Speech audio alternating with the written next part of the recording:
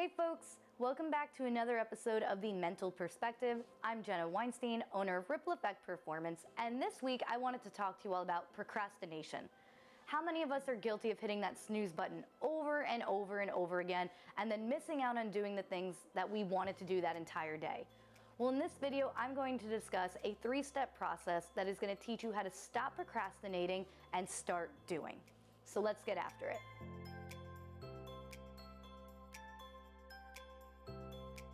Did you know that the definition of procrastination is actually the action of avoiding or postponing something? So it might seem like when we're procrastinating that we're not doing anything, but in fact, we are doing something, just not the something that we should be doing in that moment.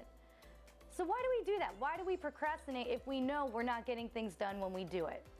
Turns out that procrastination is actually a form of a coping mechanism that we use when we're experiencing stress. So think about all the times that you tend to procrastinate. Do you tend to procrastinate for things that you know are bringing you stress deep down? Maybe you don't want to wake up in the morning because you have a really stressful day at work planned. Or maybe you don't want to complete an assignment because you're not confident in your abilities to do well in that class. Whatever it is, when we procrastinate, it's because we're trying to avoid stress. But where does that get us? More stress, because now we have less time to do the things that we wanted to do in the first place. So it turns out that procrastination is not a productive coping mechanism for us. So we need to have a way to stop procrastinating. So if procrastination is a learned behavior and a pattern of behavior, that means we have to retrain ourselves to develop a new pattern or habit of behaving when we experience stress. So my process for you all is really simple. It's 3 steps, and all I want you to think about when you are thinking about procrastinating is ADS. A-D-S.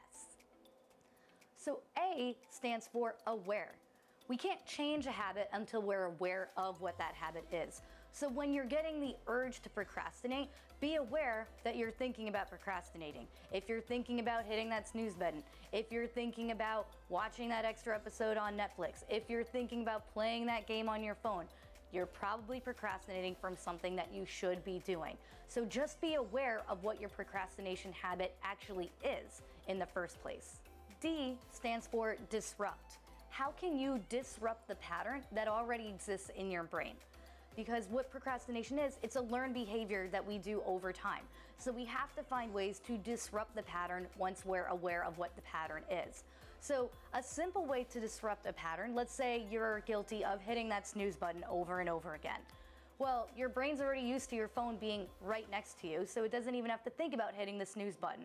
But what if you just moved your phone a little farther away from you at night? That way, in the morning when your alarm goes off, you have to physically get up and turn your phone off. That's a small way that you can disrupt your procrastination pattern. So think about all the simple things you can do to disrupt your procrastination pattern and take your brain off autopilot. And finally, S stands for switch.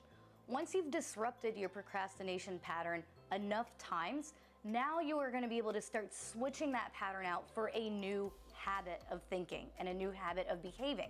So this might take time. You're not going to be able to switch your procrastination pattern overnight. It's going to take maybe a week or 2 of disrupting the pattern to start doing that.